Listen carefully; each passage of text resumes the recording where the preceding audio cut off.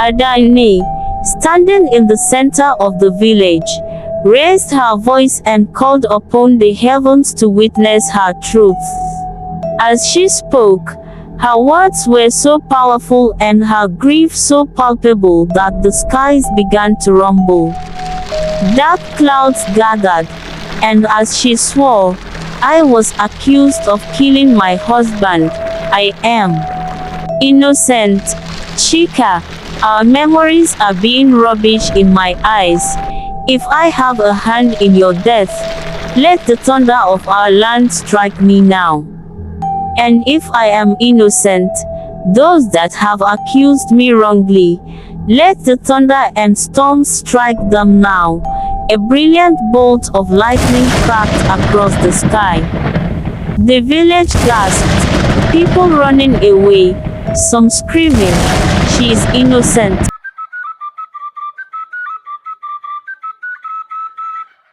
In a vibrant village surrounded by green fields and tall palm trees, lived a beautiful woman named Adanne. Her smile was like the sun that brightens the day, and her laughter filled the air with joy. She was married to Chika, the second son of a well-respected family in the village. Chika was a fortunate man, not just because he had Adanne as his wife, but also because he owned the biggest supermarket in the village. It was a place where everyone gathered to buy their needs. From the smallest needle to the largest sack of flour, Chika's supermarket had it all. Chika was not just a businessman, he also had vast farms that spread across the land like a green ocean. His hands were blessed, for whatever he touched flourished, be it the crops on his farms or the goods in his supermarket. People respected him for his success and his kind heart, especially how he treated Adanne with such love and care despite their sorrow. Despite their happiness and wealth, Adanne and Chika faced a deep sadness. They longed for children, but years had passed, and their home remained quiet, without the laughter or cries of little ones. Adanne tried everything. She visited the wise women of the village, performed all the traditional rites, and prayed every morning and night. Yet, nothing seemed to work. Chika, seeing his wife's sorrow, loved her even more. He always told her, "My love for you is not tied to what you can give me, but simply because of who you are." His unwavering support was a balm to Adanne's weary heart. Yet, not everyone viewed their situation with such understanding. Chika's older brother, Agu, was a sharp contrast to Chika. Where Chika was generous and kind, Agu was often seen as cold and greedy. He didn't like that Chika supported Adanne despite not having children. Agu would whisper in Chika's ear, trying to convince him to marry another woman who could bear him children. But Chika's love for Adanne was as steadfast as a mighty Iroko tree. He refused every time. Agu's jealousy and greed grew every day. He spread nasty rumors about Adanne, trying to discredit her in the eyes of their community. He told anyone who would listen that Adanne had tied her own womb because she didn't want to share Chika's wealth with children. But Chika never believed these lies. His trust in Adanne was unbreakable. One sunny morning, as Chika went to his farm, tragedy struck. He accidentally stepped on a hidden patch of poisoned ground, an act of sabotage that no one could have foreseen. As he lay dying, Chika's thoughts were of Adanne. With his last breaths, he called his family together and made them promise to look after her, to ensure that all his wealth would be hers to keep, trusting her to honor their dreams and legacy.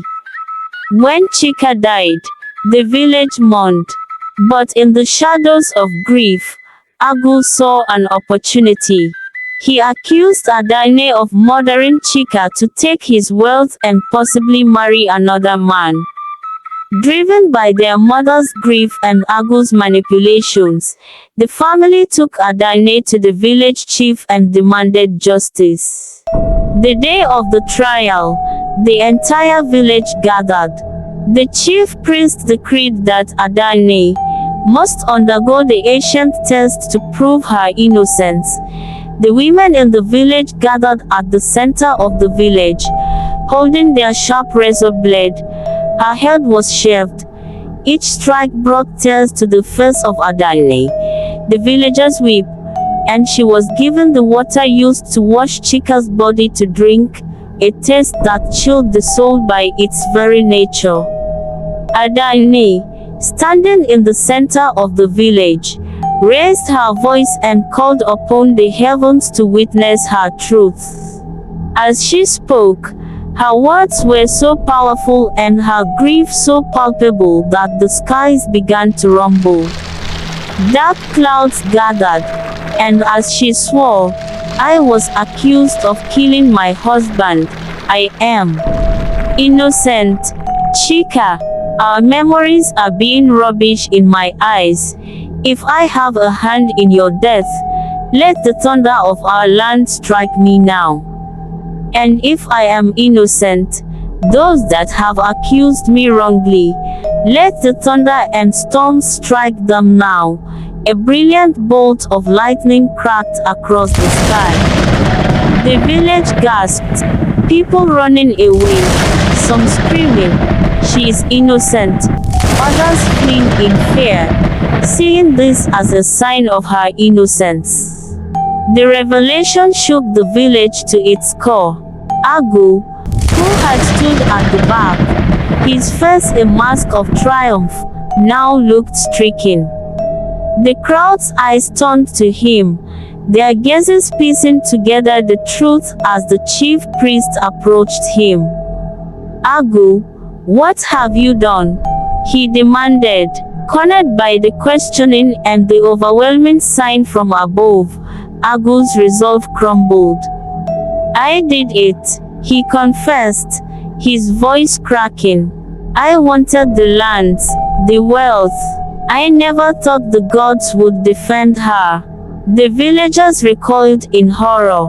Agu was seized by the village guards, his fate sealed by his own greed and the divine intervention that had protected Adanne. In the days following the trial, Adanne's life took on a quiet rhythm. She moved back into the home she had shared with Chika, surrounded by memories of their time together. Though the villagers offered their apologies, her heart remained guarded, her grief a constant companion. She turned to the business Chika left behind, pouring her energy into managing the supermarket and the farms. Under her care, the business not only survived but thrived. People respected her not just for her endurance through her trials but also for her acumen. Years passed, and while children's laughter never filled her home, Adanne found solace in the legacy Chika had left behind. She expanded the supermarket, started a scholarship fund in Chika's name for village children, and became a revered figure not just in her village but also in the neighboring ones. She never remarried, her heart forever loyal to Chika. Her story became one of legend, a tale of love, betrayal, and the triumph of justice. Adanne lived her days with the peace that comes from knowing she had honored her husband's legacy and proven her integrity against all odds. Adanne grew old, her once smooth face lined with the wisdom of her years. The villagers, new and old, would often see her at the supermarket, her presence a comforting reminder of the enduring power of truth and righteousness. When she passed, the entire village mourned, and she was remembered as a woman of unparalleled strength and virtue. Her story, passed down through generations, became a beacon of hope and justice, teaching all who held it about the power of faith and the importance of standing firm in the face of adversity.